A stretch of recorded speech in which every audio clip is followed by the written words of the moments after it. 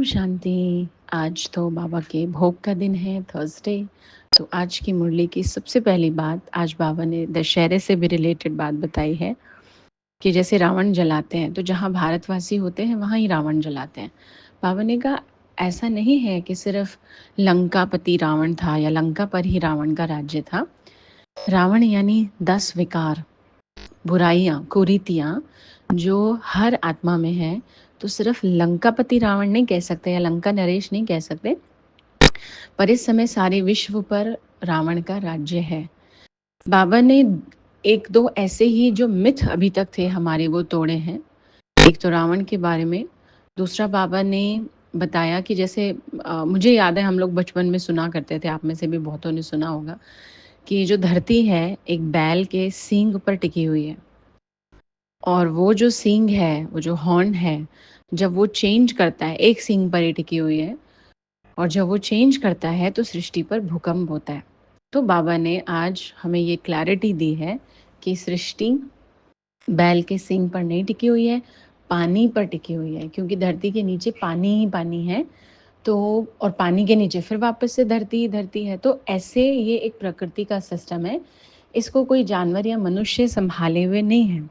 इसलिए बाबा ने बताया, एक इसमें और बाबा ने बात क्लियर की कि कई सोचते हैं जैसे गवर्नमेंट प्लान बनाती है, हम इतनी फसल उगाएंगे या जनसंख्या को कम करेंगे तो दुनिया बहुत अच्छी चलेगी, सुख रहेगा, फैसिलिटीज़ हम दे पाएंगे। तो बाबा ने एक कहावत का इस्तेमाल किया, नर चाहत कुछ और है, हो तो और की और।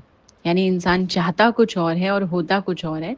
अब अनाज और फसल की बात है, वो कितनी भी प्लानिंग करेंगे, पर सृष्टि के महापरिवर्तन में ये होना ही है कि अकाल और भूख फैलेगी बहुत ज़्यादा, और उससे भी और पाप बढ़ेगा मनुष्य का, और कलयुग से सतयुग लाने के लिए हर चीज़ अति में जाएगी ही जाएगी।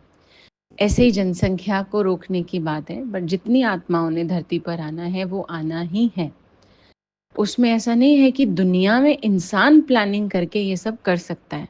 हाँ, किसी एक जगह थोड़ा बहुत रोका जा सकता है, और ठीक है, इसका मतलब ये नहीं है कि कोई कुछ ऐसा कर रहा है तो वो गलत कर रहा है, नहीं। पर अपने आप को ऐसा नहीं समझना है कि हम दुनिया को बैलेंस कर सकते हैं अनाज या मनुष्यों की जनसंख्या को लेकर के। हाँ, कोशिश करते जा रहे हैं, उसी से थोड़ा सा कुछ ना कुछ अच्छा होता जाता है, बट एक रियलिटी पता होनी चाहिए, और अपना अच्छा कर्म भी नहीं छोड़ना है। ऐसा नहीं कि हाँ, हम तो रोज़ जब नहाते हैं तो गंदे होते ही हैं, तो रोज़ क्यों नहाना। तो ठीक है, हम क्यों कोशिश करें अनाज बचाओ, जनसंख्या पर काम करो, अवेयरनेस फैलाओ, नहीं। वो भी एक रोल है, लेकिन ये रियलिटी समझना भी ज़रूरी है। और एक बात बाबा ने आज कही है जिसको हम दूसरा पॉइंट मुरली का कंसीडर कर सकते हैं। बाकी जितने भी हमने सुने वो सब पहले पॉइंट में आते हैं, लेकिन जो दूसरा पॉइंट है, बाबा ने कहा आज सत गुरुवार है, यानी थर्सडे है। तो बड़ी अच्छी बाबा ने बात कही कि बच्चों को सच बोलना चाहिए। जैसे बाबा कह रहे हैं, व्यापार में भी कहते हैं ना, सच बोलो, ठगी नहीं करो। लेकिन फिर भी कई लोग लालच में आकर बहुत ज़्यादा रेट बताकर सौदा करेंगे, सच नहीं बोलते हैं। एक होता है बिजनेस में एक प्रॉफिटेबल मार्जिन रख करके रेट बताना, वो झूठ नहीं है, वो ठगी या धोखा भी नहीं है। लेकिन लालच के वश उसको एक्स्ट्रा बताना, कई गुना बताना, वो गलत है। जहाँ तक मैंने सुना है, हो सकता है अभी ये बात चेंज हो गई हो या कुछ और ही रूप हो, कि 5% मार्जिन अपना रखना चाहिए और उससे ज़्यादा रेट नहीं बताना चाहिए।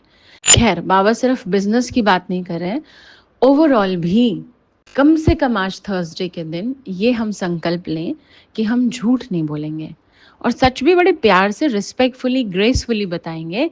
पर सत्य बोलने का दिन है सत गुरुवार। तो ये बाबा की मुझे बड़ी अच्छी नई बात लगी कि अगर हम ऐसे हर हफ्ते के दिन में कुछ कुछ होमवर्क ले लें तो हम कितने अच्छे संपूर्ण हो जाएंगे।